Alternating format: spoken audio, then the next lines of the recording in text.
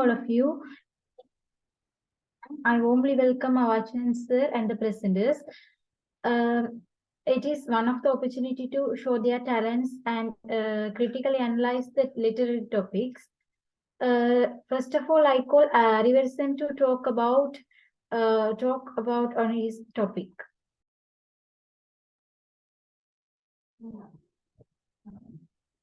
I am going to talk about the topic the eagle. The eagle by the English poet Alfred Lord Tennyson is an extremely short poem written in the Victorian era. Many readers of the poem misunderstand that the poem is a fragment of a lengthy origin because of its short length and of its ambitious ending capacity as a metaphorical reach, thus ends up underestimating the literary masterpiece. And now I read the poem. He claps the crack with crooked hands, close to the sun in lonely lands, ring with the azure world he stands, the wrinkled sea beneath him crawls, he watches from his mountain walls, and like a thunderbolt he falls. The Eagle is one of the shortest bird poems ever written in the history of English literature. The eagle is a predatory bird which fundamentally symbolizes power as it is one of the animal associates of a Greek god Zeus. Furthermore, the eagle functions as a man's connection to the divine because of the aforesaid connection and of its ability to fly extreme heights. The bird further functions as a symbol of justice, therefore, it is necessary to carefully annotate the poem to discover its figurative ideas, to find out whether the poet simply attempts to paint a picture of an eagle in the reader's mind or to convey something metaphorical. He claps the crack with crooked hands.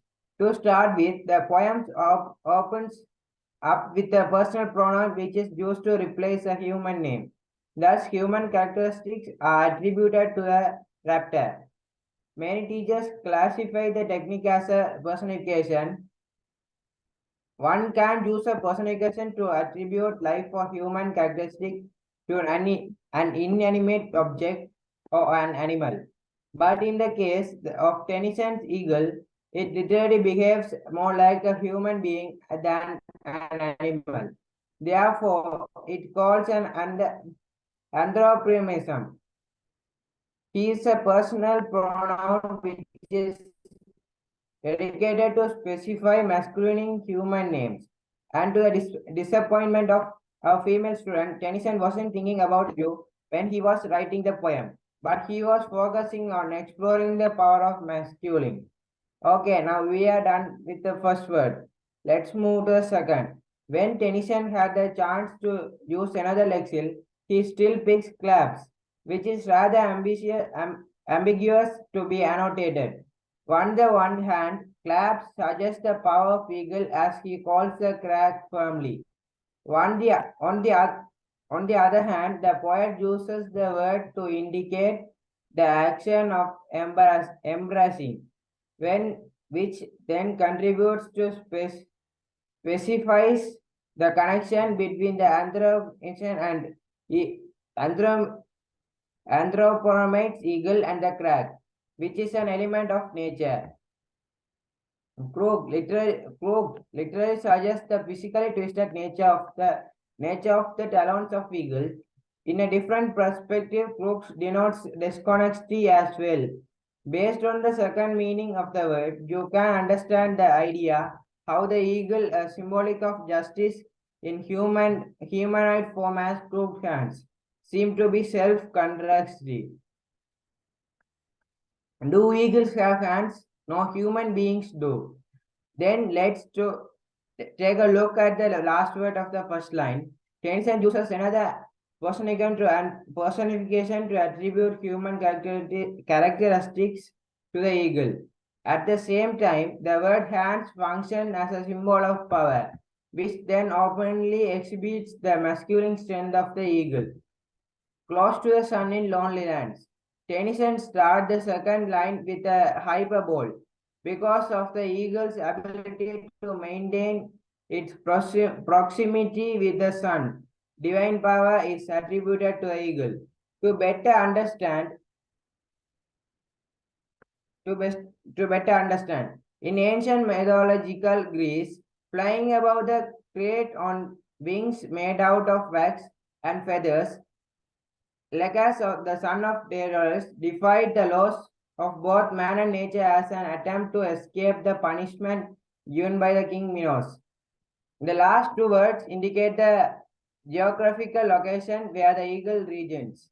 It seems to have no liveness as Tennyson theorizes the connection between power and loneliness, which is strengthened by the alliteration of L sound. Ringed with our he stands. In the first word, you can see that the letter E is dropped in order to maintain the rhythm of the poem. We call that literary technique an elision. However, the reader can understand the sense of the word once the rest of the lines is read. Keep in mind that ringed is a passive verb, which has been done to anthropomorphized eagle by someone. Asha is a color. It is the bright blue color of the cloudless sky. And simply, the Asha world is metaphorical statement of the vast blue sky.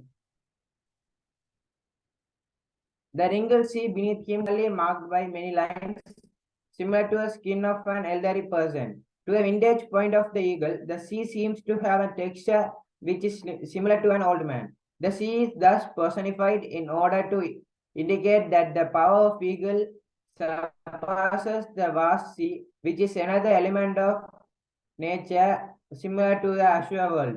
Note that the sea which is beneath the eagle further contributes to add emphasis to its overwhelming power. He watches from his mountain walls. The anthropomorphism extends to this line as well. As the poet describes another unique action of the eagle, it watches the atmosphere as if it is the governing body of the area. The eagle does not look nor sees, but it watches. The word choice of Tennyson again stand out as it adds an intention and consciousness of a vigilant human to being to a bird. Next, the poet uses a possessive pronoun to indicate the possessive power of the eagle. The mountain belongs to him. I'd like to call and talk on his topic.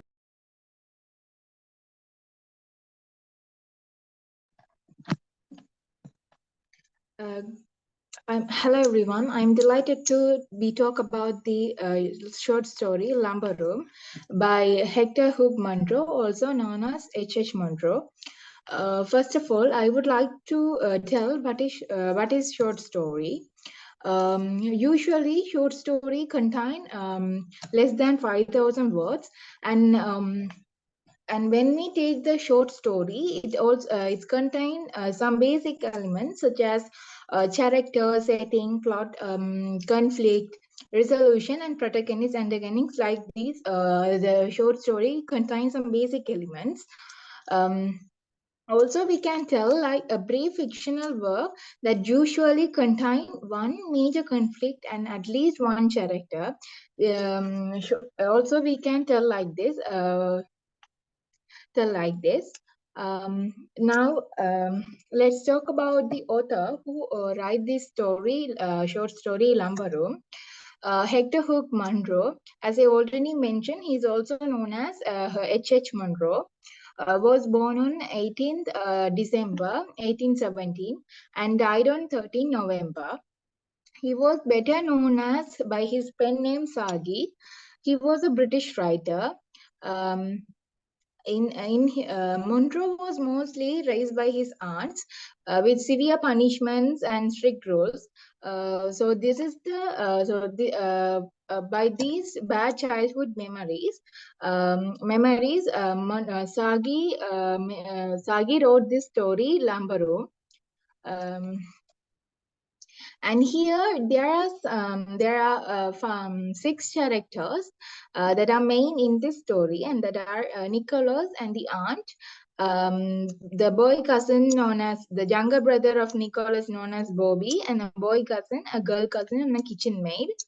As we all know, Nicholas is a protagonist and the aunt is an antagonist. Now I wanted to talk about what is lumber room.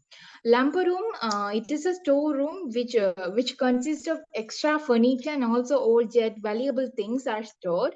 Those things are not used. Those things are not used in day-to-day life. That's why they are stored in a lumber room. That's why they are stored. Normally, lumber room is covered with dust and spider webs, as no one is pay much attention to the lumber room. Lumber room. When we talk about the plot of the story, the plot consists of 4 different parts: the exposition, complication, and the climax resolution. The exposition means the expose of the incident and the characters, and the complication means the conflict among the characters, and the climax means the turning point of the story, and the resolution is the final or a conclusion of the story. And now the exposition of this story is: Nicholas get into disgrace with his aunt, so his cousins are to be taken to the Jackborough Sands that afternoon, and he has to stay home. The aunt was absolutely sure that the boy will get into the gooseberry garden, which is forbidden to the kids. So the aunt warns and ordered Nicholas not to enter to the garden.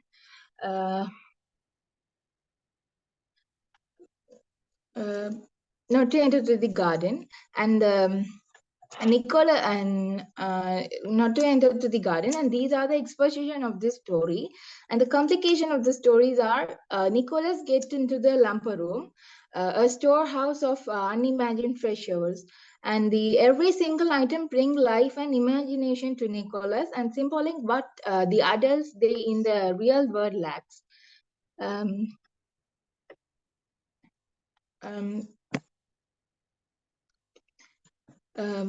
The climax of this story is while Nicholas is admiring the coloring of the mandarin duck, the voice of his aunt comes from the gooseberry garden. She has slipped into the rainwater tank and cannot get out. She commands the boy to bring her the ladder, and he ignored it, saying that it may be some sound of the evil one. The aunt realized that her punishment has boomeranged on her.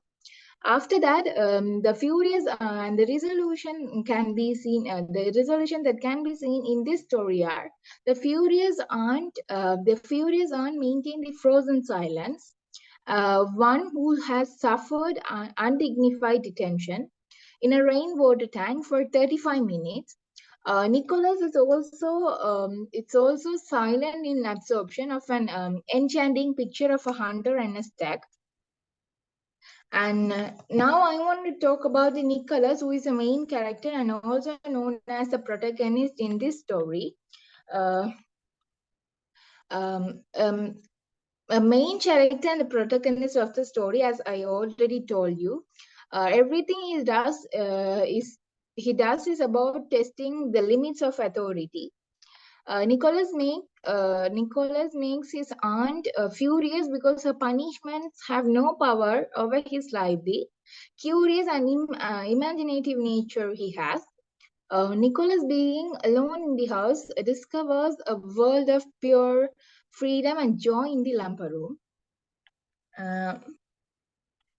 The story ends with Nicholas in disgrace as usual, but completely untroubled by it. He silently reveals in his private, free of imagination.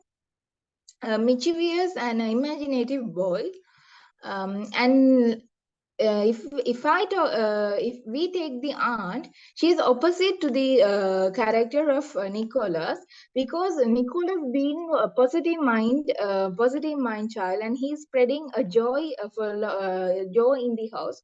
But if we take the aunt, she spread the negativity around the house, and she behave like she owns the world. So now the aunt is a wet blanket and spoiled spot. She's an unimaginative self-proclaimed adult who demonstrate a very negative attitude towards the children. She has a habit of devising a treat for the children, um, for the sole purpose of um, excluding one or all of them as a punishment. She does this in order to assert her authority. She often does not listen to the children when they tell her things. A small-minded woman of few ideas with immense powers of concentration. And if we compare if you had the main character Nicholas and the main character's aunt, they have a very huge difference. They have the many difference. And Nicholas is broad-minded and full of ideas, but Anne is a small-minded woman of few ideas. And Nicholas have huge power of imagination, and Anne no power of imagination. In this story, both characters, the Nicholas and the Anne, both are stubborn characters. And aunt acts against the authority of the aunt is Nicholas, and the aunt is spreads her authority. Nicholas restricted and oppressed by adult control, but aunt consider her to be superior as they are wise and better people. And the themes of this story is the difference between the adults, the difference between the adults' world and the world of children. World of children. Children may be more innovative than the adults. And the adults must be very careful in punishing the children, because if the adults punish the children, they doesn't know how the children get hurt, but the punishment who's getting is getting more hurtful by the words of the adults one. And stupidity, moral degradation, hypocrisy, and ambition boomerang on the person who emits them in a hostile manner. Thank you for hearing me. That was very nice from Kanishika. And next, I would like to call Arnavi to talk on his.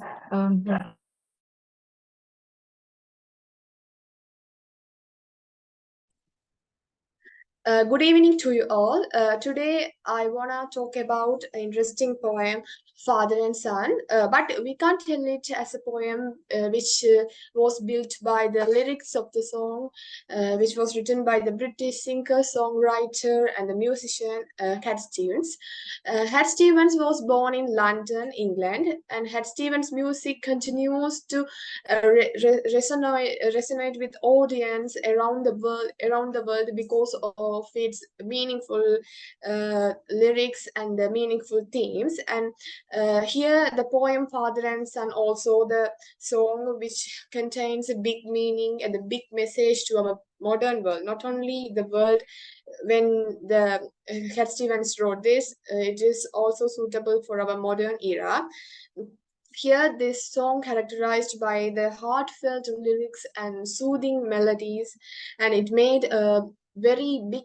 I think it will make a very big impact to the readers while they are reading. Throughout this career, the Cat Stevens has sold millions of albums and received numerous awards for contributing the music and contributing for his lyrics, for the meaningfulness of his lyrics.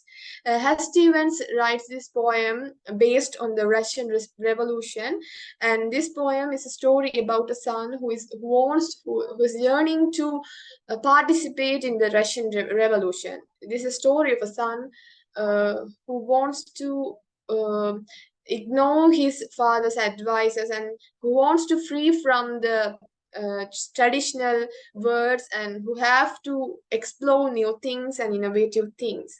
And through this poem, a significant theme is the generation gap. The song presents as a conversation between a father and son, expressing their different perspectives of their thinking and their lifestyles.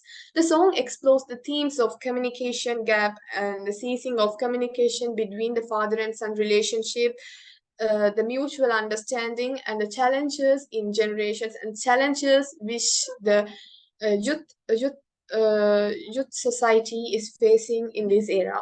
The father represents a more courteous point of view, advising his son to settle down and find the stability in life and find a girl to marry and live a happy full life like him. But the son yearns for an adventure and the freedom to make his own choices and live in his way. The song influence into the emotional conflict between the two characters, illustrating their different outlooks and different perspectives of life.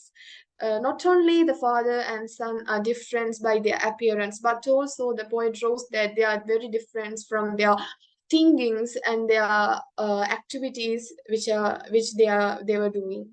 While the father emphasizes the importance of the responsibility and the own desire to break free from the society, the son wants to be free from his father's advices and the stereotypical world.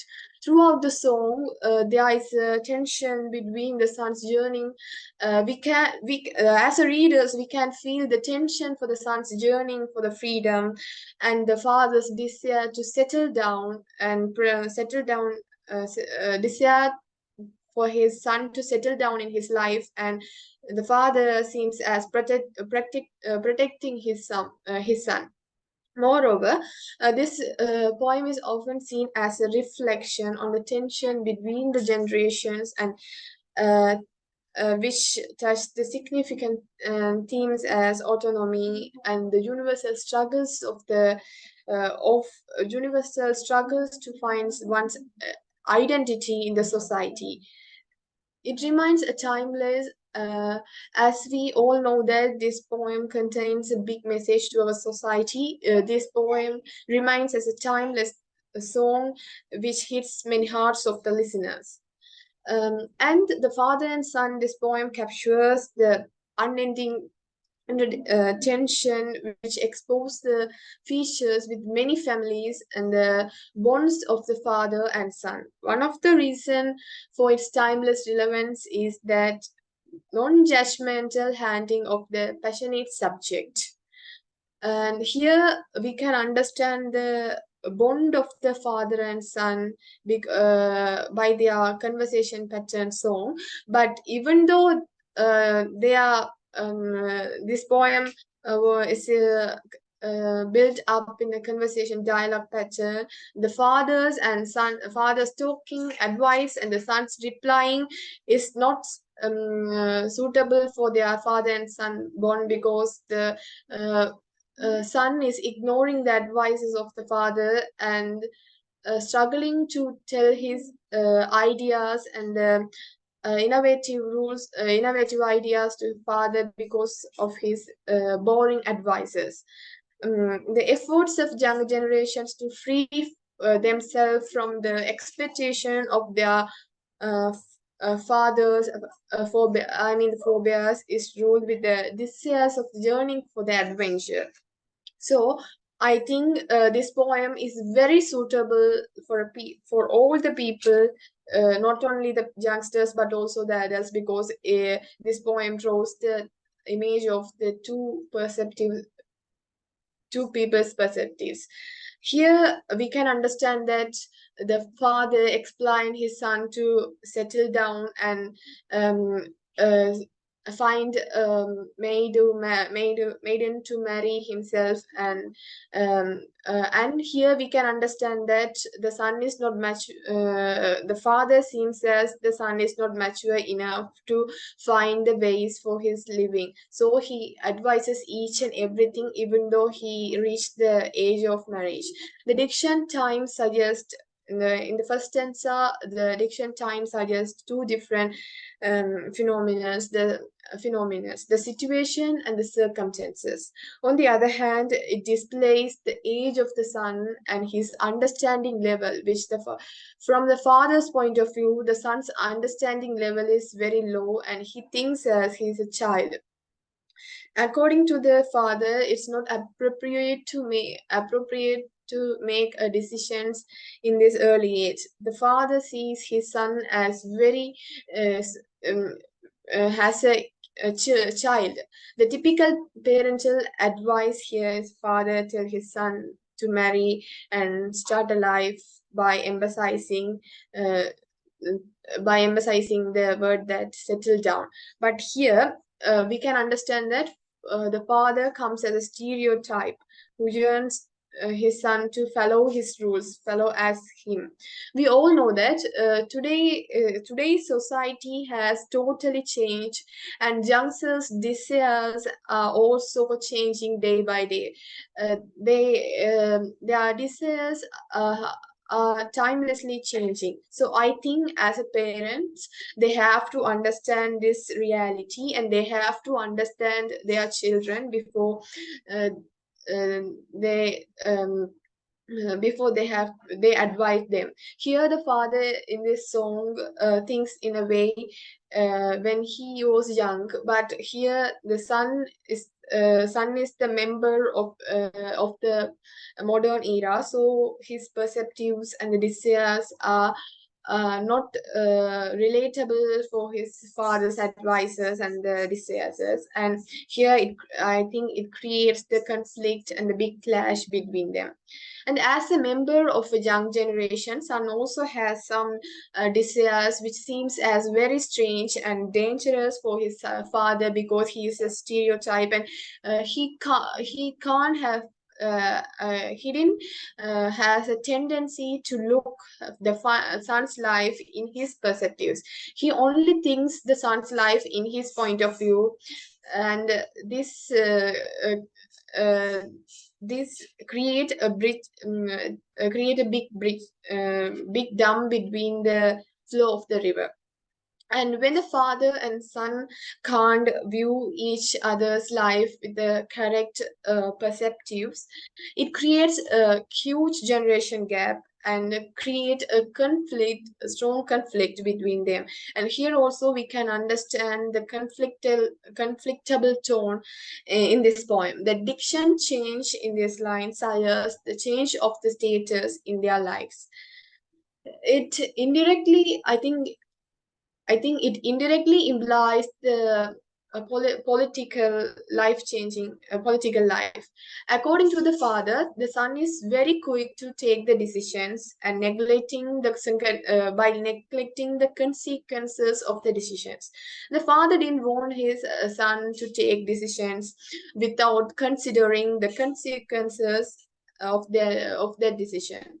The younger generation is quite revelatory. We all know that the younger generation wants to explore more in their life and have the things which and their desires are very strange from the older generation. Here the father in this song can't understand this truth and viewing his son's personal lives in his perspectives as he was in the past.